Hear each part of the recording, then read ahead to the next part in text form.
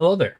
Welcome to Dom Talks, a series dedicated to shedding light on my thoughts on Episode 1 Racer IL strategies and development. This series assumes some prior knowledge on concepts such as lines, tfps, boost management, and terrain types. Today, I'll be discussing Vengeance. Obviously, this is the first of the Dom Talks series. I've been kind of thinking about doing this for a while, and it's meant to be a really laid back conversation and just going over my thoughts on everything. So, we're going to start by just kind of talking over the Vengeance World Record. So, you'll kind of notice that recent adjustment switching to 4 AI, well, 3 AI plus Ben.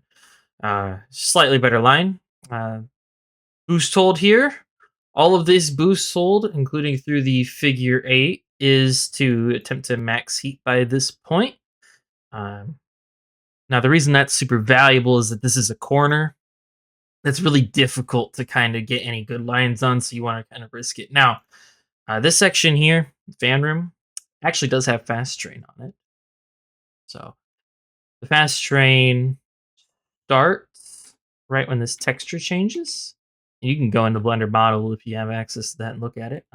Starts right here, and it ends again when the texture changes again. So it's a very short section.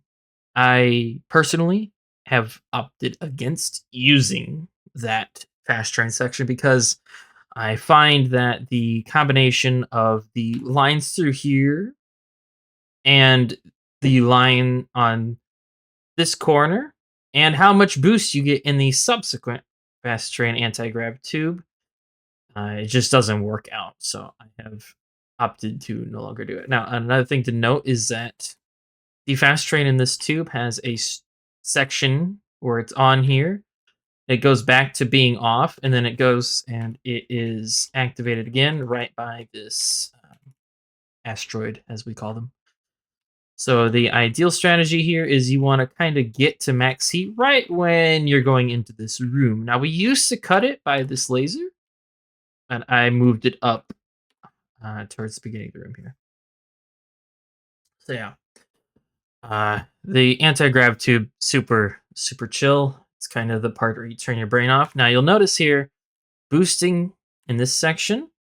And the reason that we're going to do that is because the fast train actually ends roughly in this area.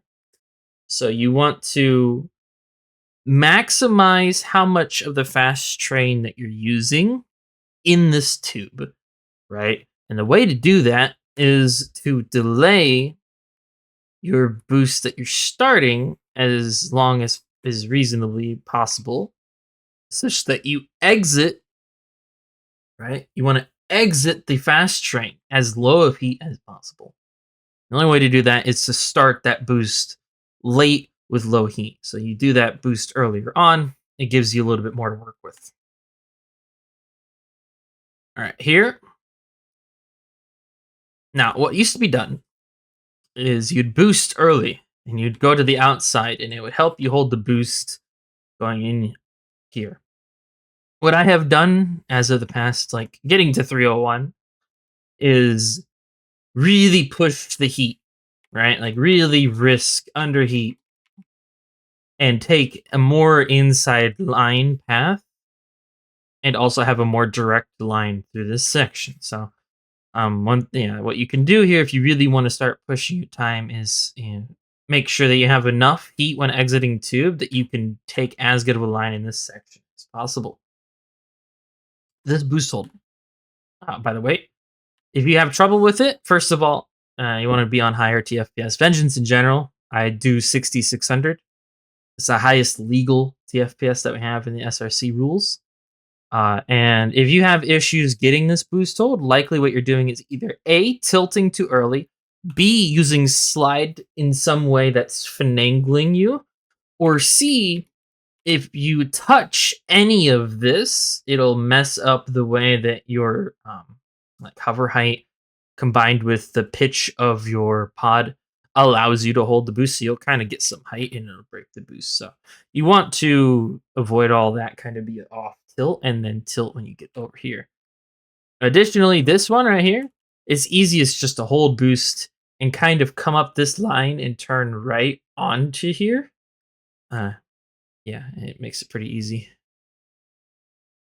Ideally, the strengths that I have, you'd be looking 101.55 here.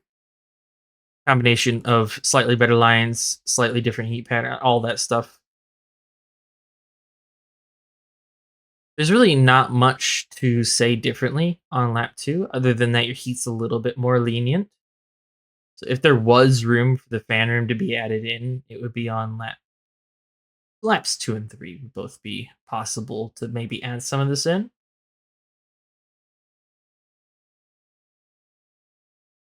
But I prefer to just currently at least I'm just going for as much lines and making sure my heat is good here. Now if you catch on fire, it's not a big deal as long as you get it out early. You lose a little bit of speed, but 60 FPS it should go out pretty easily every time. Uh Now, like I said, there's not really much of a difference here between laps 1 and 2 or even laps 2 and 3 for the most part. Uh, if you do everything right and you really are pushing it, you'd be looking at, roughly point 0.6 territory if you had a point 0.5. So your sum between the laps 1 and 2, you could get it to be on pace for a mid point 0.3 with what's possible on lap 3. So um, at most, maybe there's 2 tenths here with my strengths is reasonable to go for. I'm just going to personally try to get another tenth out of it.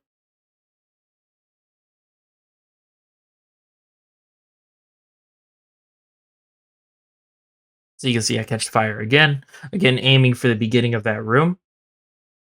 And then here, lap 3, the boost that you're looking for is what I do is I kind of aim for when I can first see this asteroid.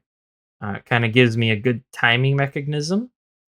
And I personally like to hold slide nose up and steer to the top right corner. It's the most consistent way I have personally of getting this boost holder on that asteroid. It is very consistent, doesn't really risk dying or bonking or anything. Lap 3, you're going to see the strat we used to use for every lap. And that's to go wide, and that's because you are trying to use all your heat by the end. Another thing to note, at least from my experience on this, is that you want to kind of have as late of heat as possible. So I actually maxed heat a little earlier than I would like to. So I would really like to be maxing heat like right here, maybe like 3 pod lengths up. Like another tenth or two longer. Essentially, it will look like you're using less heat, and in some senses you are. But the timing overall seems to work out. I could not tell you exactly why it is the case that it works out, but it does seem to work out a bit better.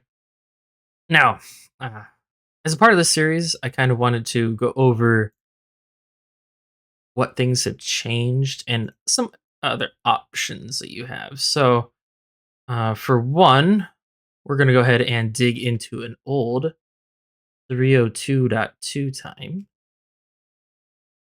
or see what this has in store for us here. I haven't actually watched this run in a very long time, so I'm not sure what exactly to expect, but I would like to walk through things that this does wrong so you can kind of look at it. All right. So the opening wasn't too bad. The lines here a bit shaky. That line right there. I do this a bit differently now. So I really pushed myself to the left. You do not need to go quite this far, but it is not the end of the world if you do. I'm on the wrong side of here. You want to be on this left side. It makes it easier to reduce how far left and right you have to go in there. All right, so you're going to see that I go for the boost and use the fan room technique.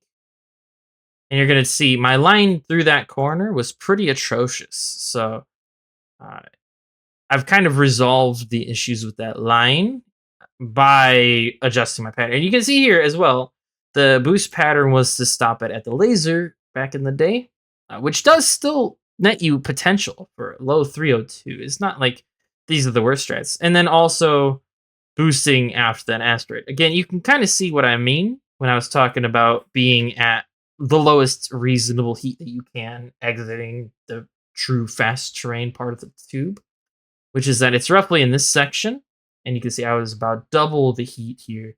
So maybe like a second, second and a half difference in heat there. And that does make a significant difference. It looks like I did go for a more inside line at this time, so that's still a technique that you can do. And with higher heat, I had basically the same lap time. So those types of changes really do make a difference. I'll go ahead and perhaps look at another one here. Let's go all the way back to ancient history. And let's take a look at what Ace did back in his 302.8. I'm not going to go any lower than a 302. I think that if you truly care to get good at the game, a 302 is something that you should expect out of yourself at the very least. Because this is something that was able to be achieved quite a while ago and with much, much different strats. So we'll see here. There's a lot of the same idea at the beginning, you know? You're really trying to, like Ace was very good about trying to force some of the correct things.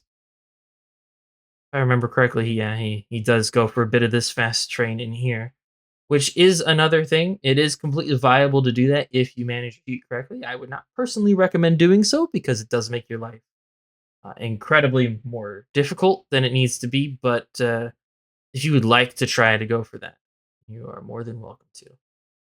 All right, so we should see that he will go for this outside boost here, and that it would be on all 3 laps that he will do that. You can also see his heat is very high, and he still gets roughly the same lap time. So all those changes, those differences, they added up, lines and boosts combined.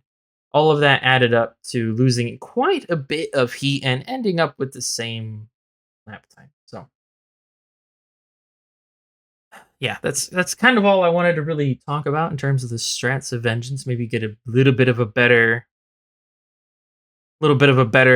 concept for what you should be going for, what things are actually important, and kind of give you a brief overview of what different times could potentially look like, so you can kind of get an idea for how difficult you have to, like, how hard you have to push yourself to get different benchmarks. So, uh, yeah, I don't really have much else to say. Again, this is meant to be kind of a really casual conversation where it assumes that you already know what lands are supposed to look like and different basic things. If you have any questions about Vengeance or different things with related to the game, feel free to hit me up on a YouTube comment or add me on Discord. Just dumb array, no numbers or anything, no extra letters. And I'm more than happy to answer whatever questions you have. There's also a Discord server that you can find on the speedrun.com page. Feel free to join. All are welcome, no matter what your goal is with the game. And yeah, with that, I think I will see you all next time. Thank you for hanging out.